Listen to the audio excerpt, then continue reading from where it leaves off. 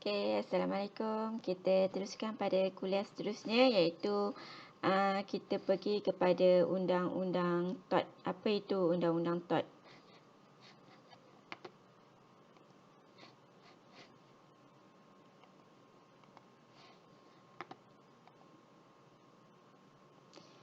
Undang-Undang TOT ni dia lebih kepada bertujuan untuk memberikan remedi kepada mereka yang tercedera ataupun kerugian akibat perbuatan orang lain. Oleh itu, ia juga sering dirujuk sebagai undang-undang kecederaan peribadi ataupun personal injury laws.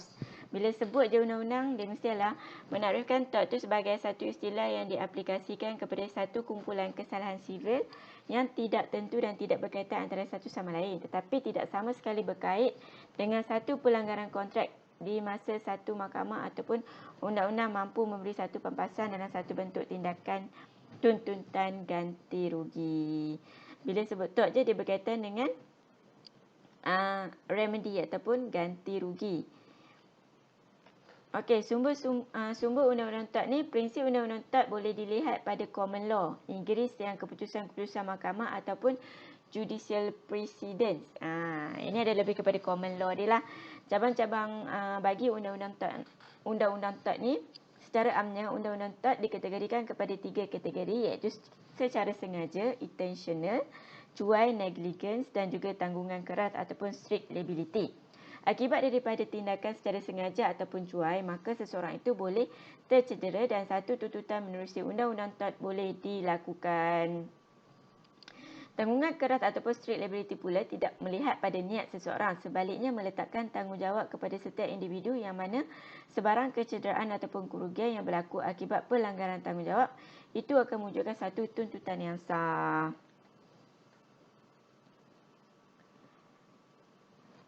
Okey, kita tengok apa itu Undang-Undang TOT versus Undang-Undang Jenayah. Yang pertama, dalam banyak hal, Undang-Undang TOT ini adalah bertindihan dengan Undang-Undang Jenayah. Misalnya dalam kes pelanggaran kereta, pesalah akan dikenakan hukuman di bawah akta yang berkaitan berdasarkan jenis kesalahan yang dilakukan. Pesalah boleh dikenakan hukuman denda, penjara ataupun gantung sehingga mati jika mangsa mati dan pendakwa dapat membuktikan bahawa pesalah bersalah mengikut seksyen tertentu. Namun, hukuman-hukuman ini tidak dapat membantu mangsa dari segi memulihkan diri daripada kerugian yang dialami. Contohnya kalau macam berlaku kemalangan tapi tak berlaku kematian lah. Mangsa tu akan dia akan trauma, menyebabkan trauma. Dalam kata lain, Undang-Undang Jenayah tidak dapat membantu mangsa pulih kembali dari kerugian yang dialami. Oleh itu, mangsa perlu melihat pada cabang-cabang yang ada dalam Undang-Undang Sivil bagi mendapatkan ganti rugi. Undang-Undang TOT apa yang dia boleh pakai? Dalam kes pelanggaran kereta seperti di atas, Undang-Undang TOT adalah berkaitan. Apa yang perlu dibuat oleh mangsa adalah menyaman pesalah dan membuktikan di mahkamah bahawa kemalangan adalah berlaku akibat daripada kecuaian pesalah tu. So, Undang-Undang TOT kecuaian terpakai oleh pesalah. Oleh itu, kerugian yang dialami oleh mangsa adalah ditanggung oleh pesalah. Contohnya, dia menyebabkan mangsa tu cacat kekal ke, cacat sementara ke. So, mangsa tu boleh tuntut Undang-Undang TOT pada pesalah tersebut. Contohnya, menyebabkan kereta dia rosak teruk, memang total loss. So, dia boleh tuntut daripada pesalah. Dia boleh menggunakan Undang-Undang TOT ni lah. Okey, seterusnya. Okey, untuk Undang-Undang TOT ni tak banyak. Saya ambil yang paling ringkas untuk kita tahu apa itu Undang-Undang TOT je. Saya tak nak lebih-lebih sebab saya pun bukan lawyer kan. Yang saya tahu ni daripada hasil saya pergi kursus hari itu. Dari situ saya share lah dengan awak. Okey, tanggungan TOT ni pula. Tanggungan liability TOT boleh wujud dengan penguatkuasaan undang-undang. Terdapat undang-undang yang melarang seseorang dari memfitnah, cuai di jalan raya, menceroboh dan juga menceroboh harta benda dan sebagainya.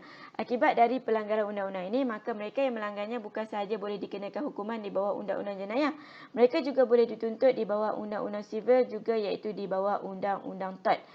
Kalau menyebabkan dari segi kecuaian, fitnah, dari segi menceroboh kawasan, itu boleh menggunakan Undang-Undang TOT ni lah untuk kita claim. Okey, berbeza pula dengan Undang-Undang Kontrak yang merupakan satu lagi Undang-Undang Sivil. Tanggungan di bawah Undang-Undang Kontrak ditentukan di bawah kontrak yang diikat oleh pihak-pihak di dalam kontrak tersebut. Undang-Undang Kontrak yang kita belajar sebelum itulah kan. Okey, seterusnya, apa itu remedi ataupun tuntutan ganti rugi? Yang kita kata tort ni dia berkaitan dengan remedi ataupun tuntutan ganti rugi. Remedi dalam tort adalah bertujuan mengurangkan ataupun mengurangkan kerosakan ataupun kerugian yang dialami. Ia ini dicapai dalam dua cara, iaitu injaksi dan juga pampasan ataupun relief spesifik. Okey, apa itu injaksi? Injaksi membolehkan pihak yang tertentu menghalang pihak yang lagi satu meneruskan tindakan mereka yang mendatangkan kerugian ataupun kerosakan pada mereka. Apabila satu perintah injaksi dikeluarkan oleh mahkamah, maka pihak yang dikenakan injaksi wajib memberhentikan tindakan mereka sehingga perintah tersebut dibatalkan menerusi satu prosedur mahkamah yang lain. Perintah injaksi adalah satu remedi yang sering dipohon dalam kes-kes kacau ganggu. Okey, dari segi pampasan ataupun rilis spesifik pula, bertujuan membentuk pihak yang bertanggungjawab menukar sikap mereka agar tidak terus membuat perbuatan yang menyakitkan atau merugikan orang lain. Kos ekonomi yang dialami seperti membayar kerugian am dan spesifik seperti kos guaman diharap dapat memberi kesan kepada pihak tertentu ataupun pihak terbabit agar berhati-hati dan tidak membuat sesuatu yang memudaratkan kepada masyarakat. Ini lebih kepada apa? Dia lebih kepada kalau kata kita saman malu, kan? Saman fitnah. Ini adalah lebih kepada papasan ataupun rilis spesifik.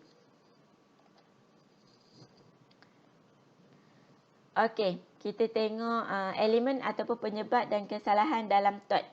Apa itu penyebab? Penyebab ataupun concessions adalah satu elemen yang penting dalam undang-undang tort. Untuk berjaya, plaintiff mesti membuktikan bahawa perbuatan ataupun peninggalan oleh defendant adalah penyebab kerosakan yang dialami olehnya. Dia mesti kena buktikan kata pesalah tu memang disebabkan oleh kecuaian dia ke, disebabkan oleh